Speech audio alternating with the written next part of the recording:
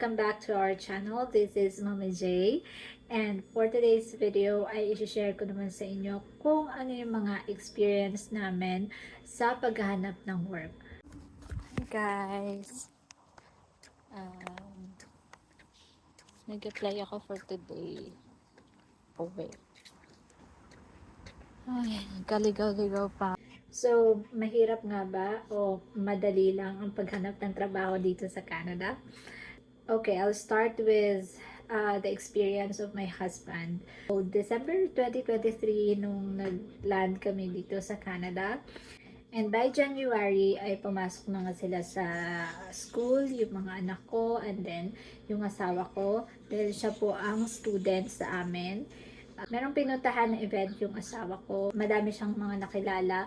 And in the grace of God, through them, nagkaroon po ng work yung asawa ko. So, by referral, yung nakuha niyang trabaho. Sa experience niya, medyo madali. By February, nakapasok na siya ng work.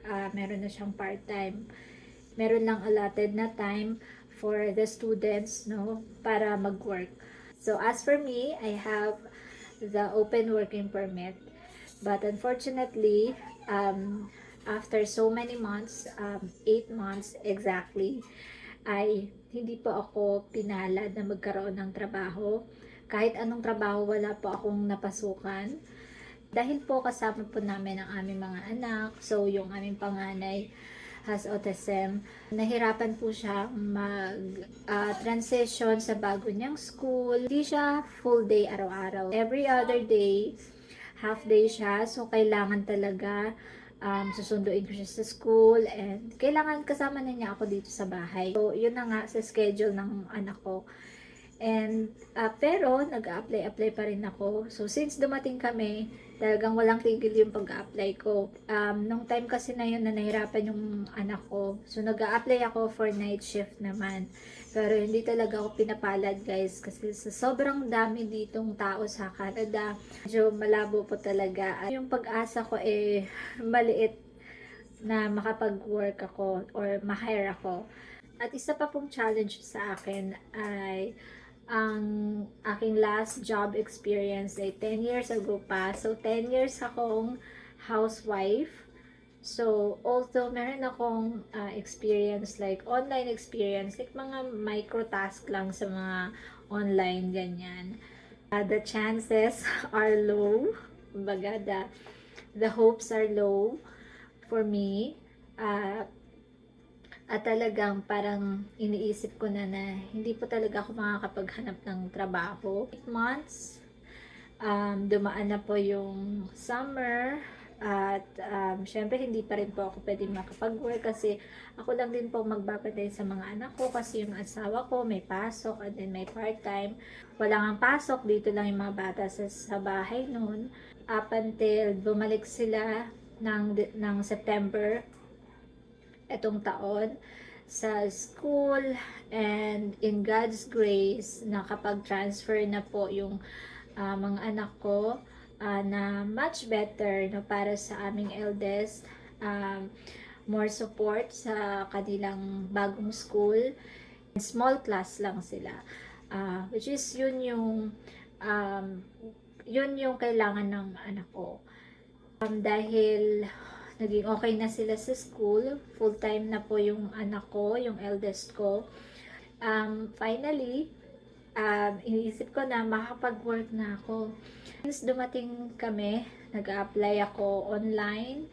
Like, almost every day talaga. Hindi ko na mabilang kung ilan yung mga in-applyan ko.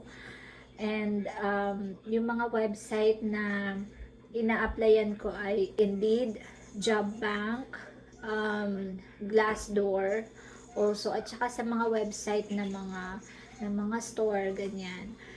Nagfa-follow din po ako sa Facebook page no ng mga Filipino na nandito sa Toronto na sobrang nila, nagpo-post sila doon ng mga job vacancies, ganyan, sa mga job hirings. Sobrang matulungin nila doon sa page na yun. Maganda yung community. And then, etong bumalik na sila sa school, ang ginawa ko po ay nag-apply po ako walk-in. So, for almost 2 weeks, no, lumalabas ako, nagbabiyahe, naglalakad, mainit, pagpapawisan ka, gugutumin ka, pero ganun talaga, at magtitiis ka, no, para malibot mo yung mga magkakatabing establishments, yung mga pagkakataon na parang nalulose hope ka na talaga parang paglabas mo ng establishments, 'di ba? Parang sasabihin sa iyo na, "Ay, sorry, we're not hiring." Hindi man lang kukunin yung resume mo, ganun. So nakakalungkot talaga, nakaka-heartbroken. Apply lang ng apply, no. Hanggang sa katanggap ako ng tawag dun sa in-applyan ko. And then, kinabukasan, in-interview ako. And then, training na po agad. So, yun na nga po. In short, na-hire na po ako after 8 months. Isa po sa mga nakapagbigay sa akin ng lakas ng loob ay ang prayers po talaga. Alam ko talaga na si Lord ang nagbigay sa akin nito ng work na to kasi talagang sakto siya. Yung pasok ko, sobrang sakto siya sa oras na nasa school po yung mga bata. So, pag uwi ko, masusundo ko pa sila. And hindi po siya malayo. Hindi rin po mabigat ang trabaho ko. So, of all the things that are happening, no, dito sa Canada, sa mga bagong rules, yan, na wag po tayo mawala ng pag-asa kasi habang may buhay, may pag-asa, sabi nga nila. So, do your best and God will do the rest. So, always pray and trust Him. And good luck, no, sa inyong journey. Ako personally, hindi ko alam kung anong mangyayari sa amin in the next months, in the next few months, in the next year.